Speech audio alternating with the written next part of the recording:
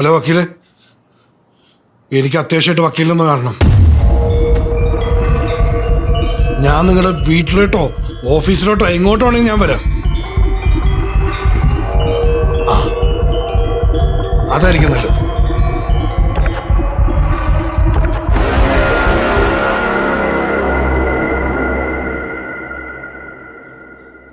ഇപ്പൊ എന്താ പ്രശ്നം പറ. ആവണി പ്രഗ്നന്റ് ആണെന്ന് ഓഫീസിൽ അറിഞ്ഞു. അറിയട്ടെ, അതിനെന്താ? അതിനാ ട്രീറ്റ് കൊടുക്കണം. വല്ലവരുടെ കൊച്ചിന് ഞാനെന്തിനാ ട്രീറ്റ് കൊടുക്കണം? ഓ, അങ്ങനെ ഒരു വിഷയം ഉണ്ടല്ലേ. ഇതാരപ്പോ ഓഫീസിൽ പറഞ്ഞേ? അത് ഓഫീസിൽ റിസപ്ഷനിൽ ഇരിക്കുന്ന ഒരു പെണ്ണുണ്ട്. കുറച്ച് ദിവസമായിട്ട് എനിക്ക് ഫുഡ് കൊണ്ടുവരാതായപ്പം അവൾ വിളിച്ച് ചോദിച്ചു ആവണിയുടെ അടുത്ത്. ആവണി പറഞ്ഞു അവൾ പ്രഗ്നൻ്റ് ആണ്, ബെഡ് റെസ്റ്റിലാണെന്നൊക്കെ. പക്ഷെ അതത്ര നല്ലതല്ല. അത് പറയണേ ഞാൻ വക്കീലിനെ വിളിച്ചു. നല്ലതല്ലേ? എനിക്കും കൂടെ മനസ്സിലായില്ല മോനാ, തെളിച്ച് പറ.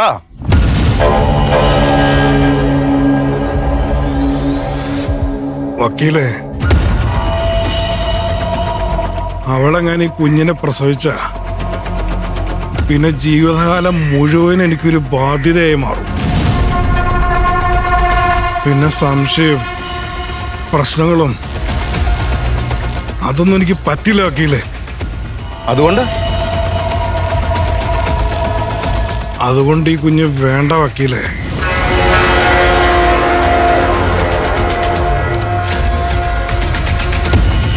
കുഞ്ഞ് വേണ്ടേ? ഇത് നമ്മൾ രണ്ടാളും കൂടെ തീരുമാനിക്കേണ്ട ഒരു കാര്യമല്ല. ഇത് തീരുമാനിക്കേണ്ട ആവണിയാ.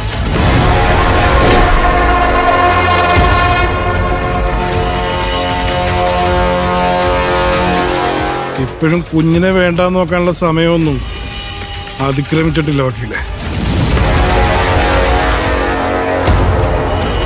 അതില്ല, പക്ഷെ ആവണി സമ്മതിക്കുന്നത് എനിക്ക് തോന്നുന്നുണ്ടോ? ആവണി സമ്മതിക്കണം.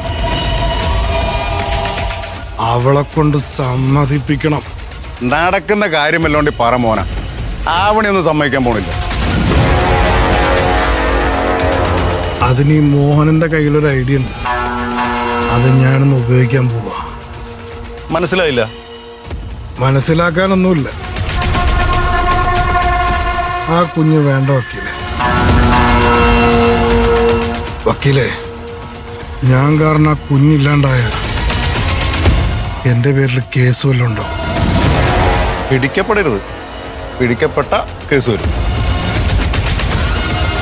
ഇരു ചെവി അറിയാതെ താനാണ് ഇതിൻ്റെ പിന്നിലെന്ന് ആരും അറിയാതെ കാര്യം നടക്കണം. റിസ്ക് ആണ്. താൻ നേരത്തെ പറഞ്ഞതുപോലെ ആവണി തന്നെ സമ്മതിച്ച സംഭവം ഈസിയാവും. ഞാൻ അറിഞ്ഞത് വെച്ചിട്ടേ ഇപ്പോഴേ ചെറിയ കോംപ്ലിക്കേഷൻസ് ഒക്കെ ഉണ്ട്. ചെറിയൊരു ഷോക്ക് മതി, സംഭവം അലസിപ്പോവും.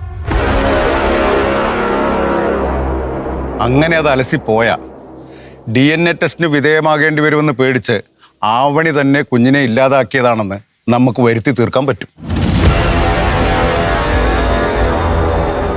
അതോടെ ഇപ്പൊ ആവണിയുടെ കൂടെ നിൽക്കുന്ന കുട്ടികൾ തന്നെ അവളെ ചവിട്ടി പുറത്താക്കും.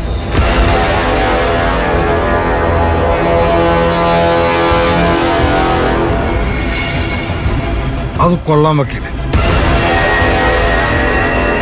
ഒരു സോഫ്റ്റ് സമീപനം നടത്തി നോക്കാം. ഈ സോഫ്റ്റ് സമീപനം എന്ന് പറഞ്ഞാൽ